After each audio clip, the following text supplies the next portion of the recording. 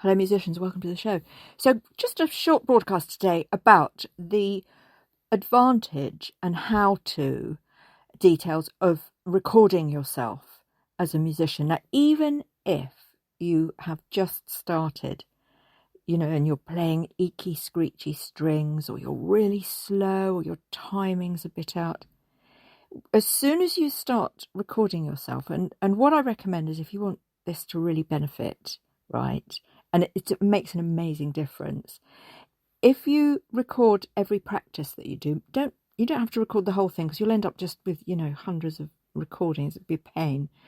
Just, have your practice, and then if your practice is 10 minutes long, at the end of the practice, decide what you're going to play, how you think you've got on. Maybe it's one piece you've been doing, a couple of phrases. You don't even have to do the whole lot at this early stage.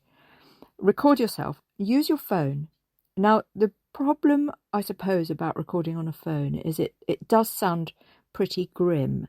So even, as a podcaster, I know that when I play back some of my recordings, they sound awful on the phone. It's because there's no sort of resonance. The systems that record things on your phone and, like your podcast, or if you're recording for Facebook or any of these places, is they compress the files. And this is so there isn't sound going everywhere. And they also level it out. So they level out the volume so it's all the same. And that way, when you scream, if you screamed or if you played a really loud note, the people who are listening are not going to be scared or frightened or crash their car, because people do listen while they're driving. Hopefully a stable phone that they're not touching. It's all voice controlled. So I'm not lecturing, but you should never be distracted by the phone. But listening to podcasts about learning music while you're driving is a really good way to learn if you've got a long old drive. And also, it's a great way to listen to stories and, music, to listen to some of the most fantastic music in the massive history of the world, all these different countries and all these different styles. Anyway, we'll talk about those in another broadcast. So recording yourself on the phone has innate issues, right? The files are compressed. There's no ambience or reverb. Or, and if you recorded yourself in a hall, all you'd hear would be the reverb. So the reverb is completely and utterly controlled by this sort of compression. When you record for a record, a professional recording, a produced recording, all of these things would be sorted and the file would be uploaded in a WAV file. But for things like YouTube and other places, the audio is turned into a much smaller file, and it compresses stuff, so you lose lots and lots of the actually quite interesting but completely out of control bits and pieces that the podcast platform or whatever doesn't want to have to share with the world. Otherwise, none of us would be listening to YouTube at all. So all the sounds pretty much the same. So that's the first thing. But this is just for you, say. So I guess different phones have different recording standards. But trust me on this, a phone is never going to record you as well as a couple of really good placed microphones. So that's the one thing to bear in mind. You're not getting the full beauty of a recording on a phone, and you never will. But what it does pick up, and it picks up really well, are things like being out of tune. That's the first thing it shows really obviously, because when you're actually listening and you're concentrating so hard on this, Twinkle Twinkle Little Star, say, that's what we're doing this week. We're going to do cello tomorrow, by the way, for cellists, and we've already done the bass and the viola. So when you're playing that and you're in the thick of it and you're really concentrating very hard, you can go out of tune really easily. And what you'll find actually is by recording yourself, you'll think, why do I always go wrong at this point? And you can look at it and you can say, you'll follow it with your finger and you can say, it's every time I cross a string, I'm too flat or I'm too sharp. Sometimes you don't know whether you're too sharp or too flat. You just know it sounds horrible. But what happens then is you can actually work on that. So something that you didn't know before the start of this recording and something you do know at the end of it is that, you've got this thing where when you cross over, you're a bit flat or a bit sharp. The other thing is it's quite easy to be out of tune on your open notes. And if you're out of tune on your open notes, you're going to be out of tune whatever you do. So you really need to check that. And it's quite a good idea to record your open strings, because for some reason, especially with the viola, or actually with the double bass as well, you've got this big noise and the reverb of the body and everything and the vibration. It's very exciting, but it can stop you pinpointing the actual vibration of the string, the actual sound in your ear. It's a learned skill, so it takes quite a long time to get good at that. But I'd only recommend doing that, if you know you've got a massive problem with tuning, then you need to work on it, okay? We're going to be covering tuning all this week and next as well, so panic not. So that's just one thing. Now, what else? Well, you know what? When you hold the bow, if you're slightly off and it's not quite perpendicular, you're going to get eeky screechy. And it's actually quite easy to pick up eeky screechy on the viola because it's right next to your ear. But on something like the cello or the double bass, it's a little bit harder. It's a little bit harder to see. These instruments are bigger. It's harder to understand where you're going wrong. Are you pushing into the string too much? Are you not putting the weight of the bow onto the string and therefore not getting good contact? You need really good contact with the string. That's really important. Is your bow rubbish? Not just the way you hold it, but the actual bow, the horsehair on your bow, is it rubbish? Funnily enough, I just played my acoustic viola, and I haven't mislaid, but I've got several places I play music. So my bow for the electric was in another room, but I had a cello bow, so I just played that on the acoustic viola, and it sounded rubbish. And that's probably because horsehair is better for acoustic instruments. I'm using vegan bows for the electric, but they are actually much better. And even, I bought a Mongolian horsehair bow, and even that can sound slightly better than a synthetic one. So it's, something to think about. And you'll hear this if you're listening to your recordings, you're going to hear things that you don't like. And by a process of elimination, you can work out what it is. Is my bow rubbish? Are my strings rubbish? That's the biggest one. When I first started playing, I just had the strings that came with the instrument. They were absolutely horrible. I kept thinking, why don't I sound good? Why don't I sound nice? What's wrong with my string?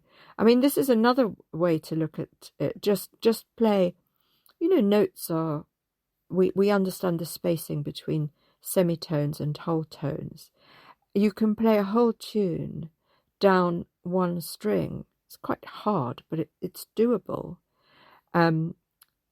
Hopefully, I won't go into when you have to swap strings, but if you try and do that, play a whole tune on one string and record that, and then perhaps you've got a different type of string on another key, on another note rather, open string, and it was a more expensive one, and it sounds so much better when you play that tune on that string. Then you know, don't you? You know it's the string. I don't like the string. Some people swear by not having a mix of strings. Personally, I like to have a mix of strings.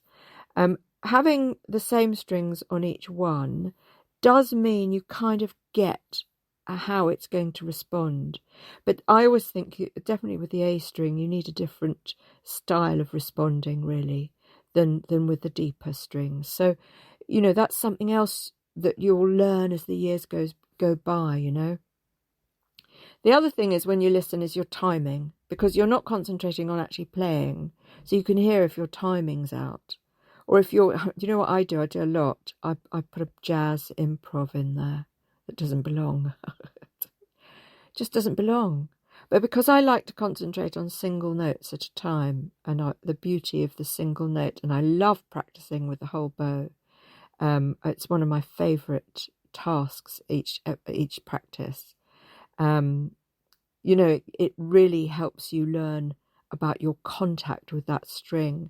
So if you record that, you can hear, you know, as you're coming down to the tip, are you getting lazy of elbow? Is that wobbling a little bit? Because the note as you come down to the point it's weaker because it's falling into it too much, maybe. Do you see what I mean? You need to lift that elbow up, probably. What about the other extreme, you know, when you're starting at the bottom? What does that sound like? Are you too heavy on there?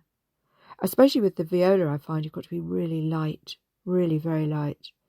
It's quite difficult coming from different instruments because the weights are very different. And I always have to practice, you know, at least half an hour before I do my proper practice, because I have to remind myself how my body and, you know, the space around me is going to engage with this instrument, and this different strings, complete different sounds, resonances, you know, different strings, different wave patterns, just different everything.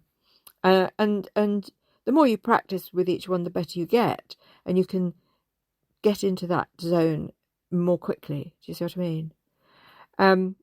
So yes, now what about piano? You might think, oh, you know, there's no just talk about strings all the time.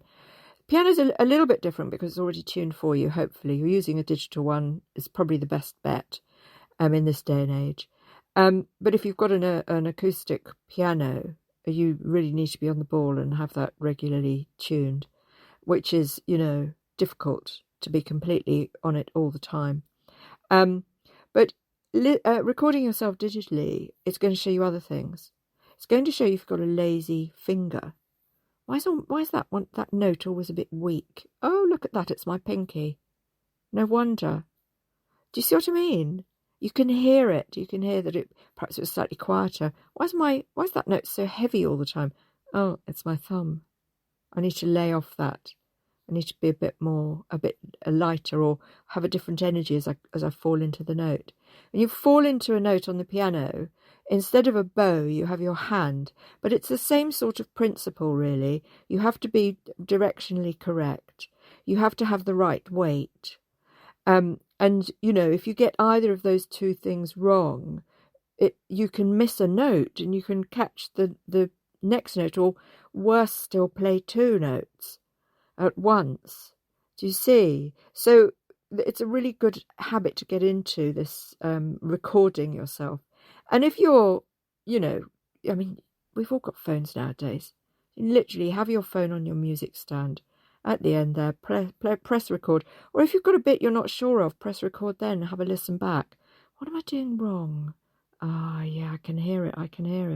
It's absolutely fantastic. I guarantee that if you do this technique from the beginning, you will find that you master your instrument probably in half as much time as somebody who didn't do that, as well as all the other tips and tricks I'm going to give you, of course. Right, I hope you enjoyed that talking podcast music lesson. So tomorrow we're doing piano and cello, Twinkle Twinkle Little Star. We're going to start at book 1 with the old Suzuki. And if you want to sign up for free access memberships, you have to pay a membership fee, but you get free access to all of my supplementary material and all of these lovely lessons, and the lesson plans for teachers and students as well, which is basically everything I've talked about, but put it in a lesson plan. So it's just really organised. It's not loads of me rambling on. So if you pop over to iServalan.com, you'll see the music site on there. I'm also on Gumroad, iServalan.gumroad.com, that is, sorry. So yeah, pop along and sign up, and you can have loads and loads, so much supplementary material will be coming out your ears, and that's just another way to get really, really good, isn't it?